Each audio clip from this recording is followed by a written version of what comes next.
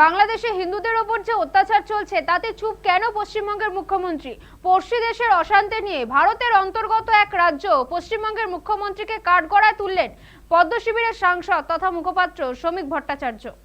বাংলাদেশে যে অত্যাচার চলেছে হিন্দুদের ওপর, যেভাবে কালী মন্দির ভাঙা হয়েছে, যেভাবে বিভিন্ন মঠকে ভেঙে গুঁড়িয়ে দেওয়া হয়েছে, যেভাবে মহিলাদের ওপর অত্যাচার হয়েছে, যেভাবে সম্পত্তি লুট হয়েছে, আগুন লাগানো হয়েছে, নিরপরাধ মানুষকে যারা প্রতিবাদ করছিলেন কৃষ্ণদাসের গ্রেপ্তারের, তাদের উপরে বর্বরচিত লাঠিচার্জ হয়েছে এবং এক সম্প্রদায়ের মানুষ তাদের উপরে অস্ত্র নিয়ে হামলা করেছে।